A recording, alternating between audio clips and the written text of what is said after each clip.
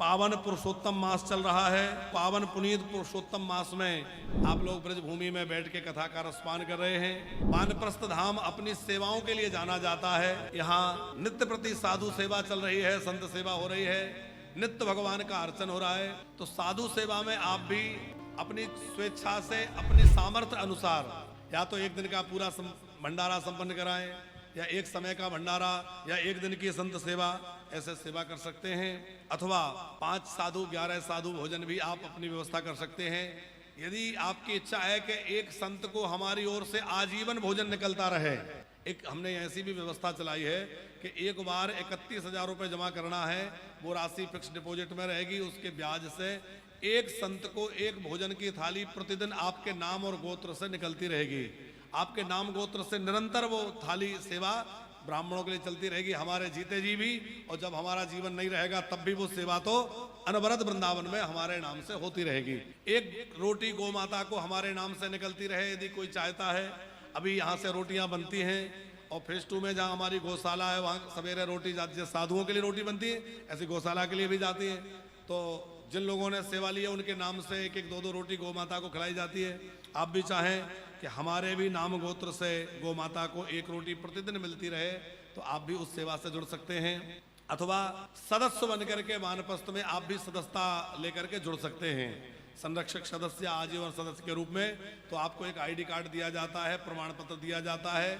आप परिवार के सदस्य हैं, जब भी आप आए तो ठहरने आदि की सब सुविधा उस ID कार्ड पर उपलब्ध होती है, तो सदस्यता से जुड़ सकते हैं। अथवा जो हमारे बुजुर्ग माताएं रह रही हैं, इनकी सेवा के लिए बहुत लोगों की भाव होता है, एक माता की आजीवन सेवा या एक माता के 1 वर्ष की सेवा, ऐसे भी आप माताओं की सेवा से जुड़ सकते हैं। अभी बुजुर्गों के लिए कोई पर्सनली हॉल नहीं है जो उनके लिए ही हो, तो ऊपर आप देख रहे हैं निर्माण कार्य चल रहा है, वहां पर अभी लेंटर डालने वाला है। संभवतः 8-9 तारीख में वहां लेंटर डलेगा। अभी लोहा बन रहा है, तैयारी चल रही है, तो उसमें भी आप अपना योगदान दे सकते हैं कि हमारे द्वारा थोड़ा योगदान लग के, और ऐसे निराश्रित बुजुर्गों के लिए हॉल की व्यवस्था हो जाए जो अपने लिए नहीं कुछ कर पाते या अपने लिए उनके सामर्थ्य नहीं है करने का, तो आप अपने सहयोगी बन के उन बुजुर्गों के लिए हॉल की व्यवस्था में जुड़ सकते हैं। साथ में ही इन माताओं की दवाई आदि की सेवा से जुड़ सकते हैं। और वानप्रस्थ में जो कक्ष लेना चाहें, आप जानते हैं कि वानप्रस्थ धाम सुंदर कक्षों का निर्माण कर रहा है, और वो कक्षों का उद्देश्य है बुजुर्गों के ब्रजवास की व्यवस्था। आप सबका ब्रजवास हो, आपका बुढ़ापा सबले, बुढ़ापे का सहारा वानप्रस्थ हमारा। तो आप भी वानप्रस्थी बन सकते हैं एक कक्ष लेकर के। आप भले ही परमानेंट ना भी रह पाए, कई लोग सोचते हैं महाराज जी अब हम कहाँ आ पाएंगे, घर परिवार छोड़ के कमरा लेते रहेंगे, ले लेंगे तो वो कमरा आपको खींचता रहेगा, बुलाता रहेगा।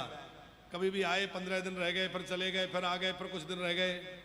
हमारे तमाम ऐसे वानप्रस्थी लोग हैं, वो कमरे के कारण आना जाना बना रहता है और ब्रजवास होता रहता है। जब भी आओ अपना कमरे में प्रेम से रहो, तो उसमें ये नहीं कि कहाँ रहें, क्या व्यवस्था हो, सब व्यवस्था बनी हुई है।